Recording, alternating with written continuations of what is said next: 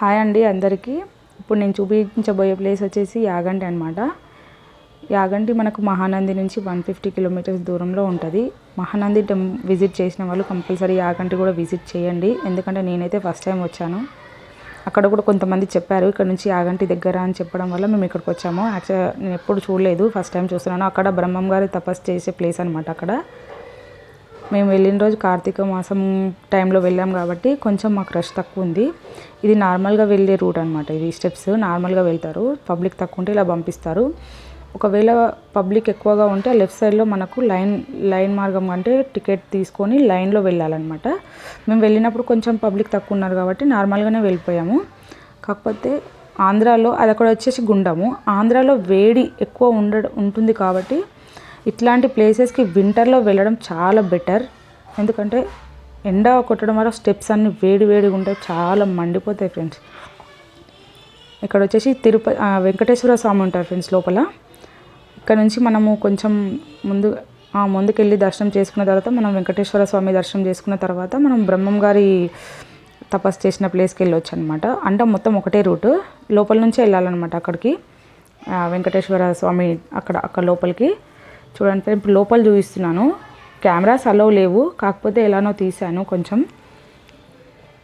ఇప్పుడు మా నంది చాలా సైజ్ పెరుగుతుందని చెప్తారు కదా, కానీ నమ్మలేదు ఎప్పుడు. కానీ నేను దగ్గర నుంచి ఫస్ట్ టైం చూశాను, చాలా బాగుంది. రియల్గానే అది సైజు పెరుగుతుంది. నేను ఇప్పుడు చూశాను అనమాట ఫస్ట్ టైము. చూడండి, 4 స్తంభాల మధ్య ఒక నంది ఉంది అంటే సైజ్ పెరుగుతుంది. చూడండి ఎట్లా, అది అప్పుడే మనకు తెలిసిపోతుంది అవును సైజ్ పెరుగుతుంది అని. ఇలాంటివన్నీ కొన్ని నమ్మాలి. దేవుళ్ళు చెప్తారు కదా, బ్రహ్మం గారు చెప్పిన దాంట్లో ఇది కూడా ఒక నంది కూడా ఒక భాగమే.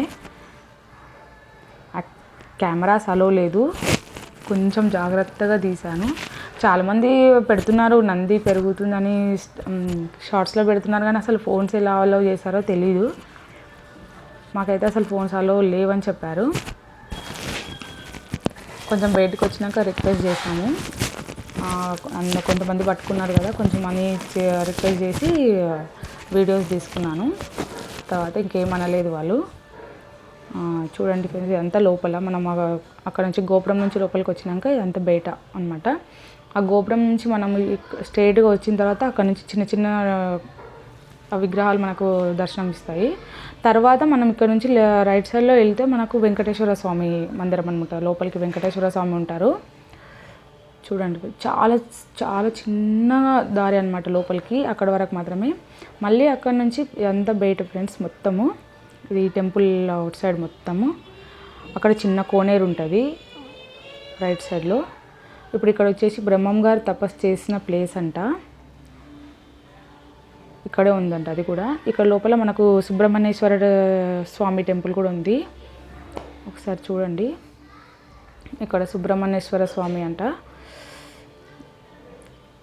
అసలు పురాతన గుళ్ళని డెవలప్ చేయాలి యాక్చువల్గా, కాకపోతే అక్కడ కొంచెం ఓకే బెటర్గా ఉంది. పురాతన గుళ్ళకే ఎక్కువ విలువ ఉంటుంది మన దగ్గర. ఇది మనం ఇప్పుడు వెంకటేశ్వర స్వామి వెళ్ళేది రూట్ అనమాట.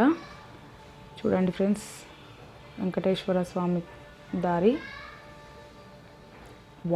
చాలా వాటర్ వస్తున్నాయి, ఎక్కడి నుంచి వస్తున్నాయి, పైనుంచి వస్తున్నాయి, కానీ చాలా వాటర్ వస్తున్నాయి ఫ్రెండ్స్. తీయనియట్లేదు వీడియోస్, కాకపోతే కొంచెం ఇబ్బంది అయినా తీసాము. ఇప్పుడు ఇక్కడ వచ్చేసి మనము ఇందాక చెప్పాను కదా బ్రహ్మం గారు తపస్సు చేసే ప్లేస్ అని చెప్పి, అప్పుడు ఆ ప్లేస్కి వెళ్తున్నాము. ఇక్కడ కూడా కెమెరా అలో లేదు. ఏదున్నా స్టెప్స్ వరకే, కొంచెం ఎంట్రన్స్ వరకే తీసుకోవాలి, దేవుళ్ళని చూపించడానికి లేదు. ఇప్పుడు ఇక్కడ నుంచి లెఫ్ట్ వెళ్తే ఒక చిన్న గుహ లోపల నుంచి వెళ్ళాలన్నమాట.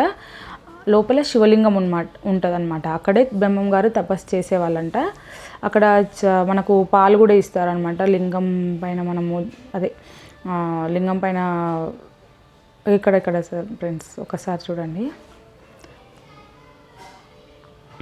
ఇక్కడ నుంచి వెళ్తే లెఫ్ట్ సైడ్లో ఇక్కడ పాలు ఇస్తారనమాట అభిషేకం చేయడానికి లింగానికి. చూడండి ఫ్రెండ్స్, ఇక్కడ వరకే చూపించగలుగుతున్నాను, లోపలికి అయితే అలో లేదు. చిన్న గుహ ఫ్రెండ్స్, ఓన్లీ 1 పర్సన్ మాత్రమే వెళ్ళగలుగుతాడు ఆ గుహలో లోపలికి. లోపలంతా చీకటి డార్క్ ఉంటుంది. ఒకసారి విజిట్ అవ్వండి friends. Please subscribe my channel friends.